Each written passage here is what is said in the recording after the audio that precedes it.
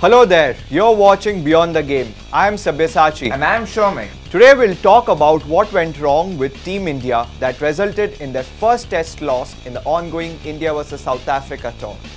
We will also talk about the ban Yousuf Pathan faces after failing a doping test and India winning its first international medal in skiing.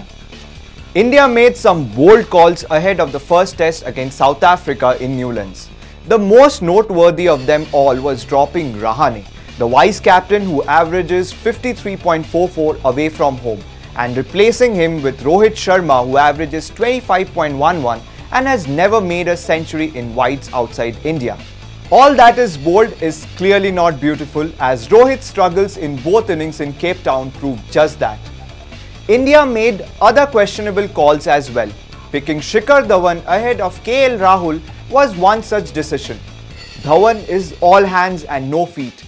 While this may be a treat in subcontinental conditions, the strengths become a weakness when the ball bounces, seams, swings and does not come to you at perfectly hittable height between the shin and knee. Rahul is undoubtedly better equipped to play the situation, but he is not the form player at the moment. Jasprit Bumrah had not played a first-class game in a year when he was handed the first test cap.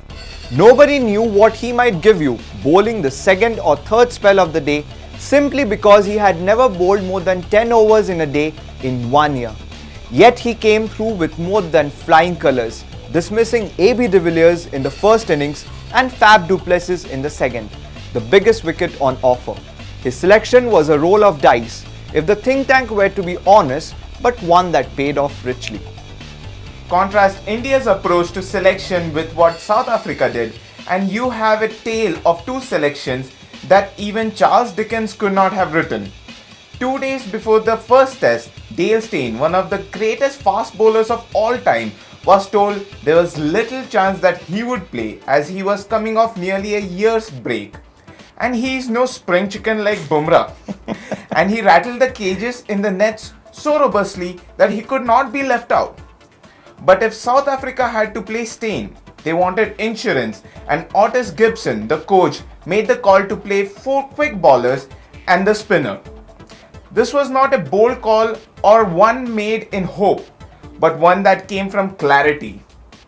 South Africa did not take half a step forward, which would have been to include an all-rounder, having dropped the specialist batsman in Temba Bavuma, or pick a batsman who could bowl a little spin in place of Keshav Maharaj, Gibson, du Plessis and whoever else picked in the final 11. Made the choices solely on what was needed to win the first test against India. It can be argued that hindsight is always 20/20, and journalists and fans have the luxury of looking back with this perfect vision. But there is a reason why captains, coaches and selectors are paid what they are acknowledged for their experience and given those posts. And it is they who should have the foresight to make the right choice. For now, the South Africa-India scoreline is 1-0, but it comes to the selection, the home team is far ahead. From India's dismal performance in South Africa to some disappointing news for Yousuf Pathan fans, the swashbuckling batsman may not be seen in the IPL due to a ban. The former India all-rounder have been suspended by the Board of Control for Cricket in India for 5 months on the ground of doping violation. He allegedly ingested a prohibited substance commonly found in cough syrups. Now for some good news, Manali resident Aanchal Thakur made history on January 9th by winning India's first ever international medal in skiing. The 21-year-old won the bronze in the coveted Alpine Eder 3200 Cup in Turkey in the slalom race category. And that brings us to an end of this week's Beyond the Game. Do tune in next week for some more exciting news from the world of sports. Until then, game on.